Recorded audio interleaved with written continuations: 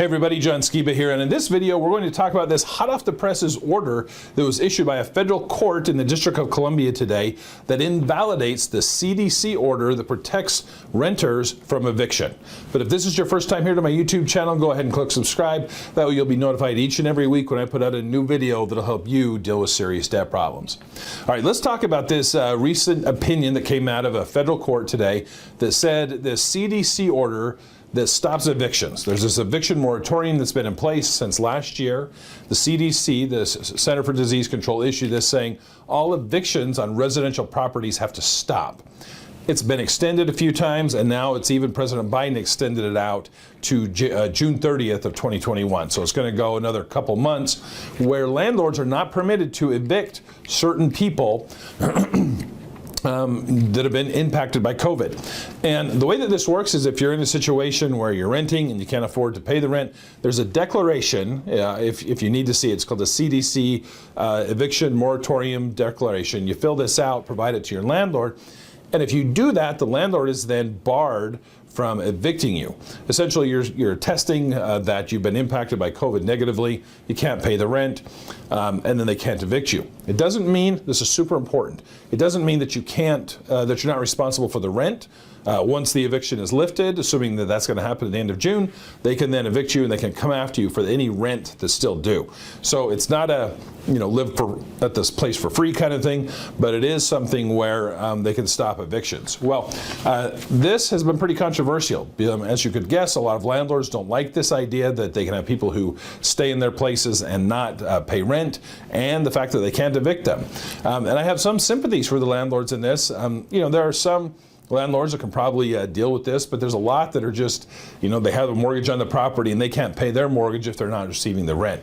So there's been litigation all over the country. And one of the latest ones was in the District of Columbia, and this Association of Realtors sued saying, you can't do this, CDC, you're overstepping your bounds, you're the Center for Disease Control, not the stop landlords from being able to evict everybody in the whole country type role.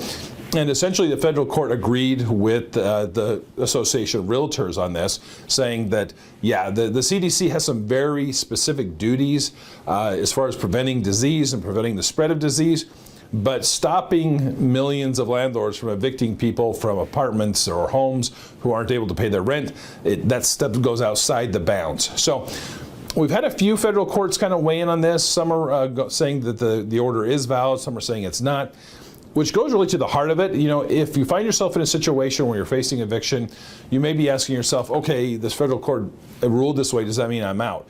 Well, like in a state like Arizona, this was not filed in the District Court of Arizona. So there's a real argument that this has no applicability whatsoever to people other than the parties that were party to the lawsuit or the people they represent there. So I don't, as far as the short term, I don't think that this is going to do a whole lot for a lot of people. The question is, sometimes these federal cases you can start to see a trend where a lot of the courts will start to say, I like that reasoning, or that reasoning at least is something that resonates, and so you start to see it be more invalidated that way. So something to be aware of, that this is out there. This is kind of, we're starting to see the courts, I think, go this way a bit with it. Depending on whether or not they extend the June 30th date, it may not make a difference, because a lot of these federal cases, it takes so long for them to work their way through the system that, we're 2 months away here from the June 30th date anyway. But if you find yourself in this situation where you can't pay the rent, you remember to fill out that declaration, provide it to your landlord, and then that will offer you some protection, at least for the short term, for at least for a couple more months. And then if it gets extended beyond that, I'm sure we're going to see more of this litigation that'll get hashed out that way. So I hope that helps. I hope that, if you're, like I said, it's really easy to find information in the forums. You can just Google that if you're finding yourself in that situation, and that should help you out. So appreciate you watching today. We'll talk to you next time.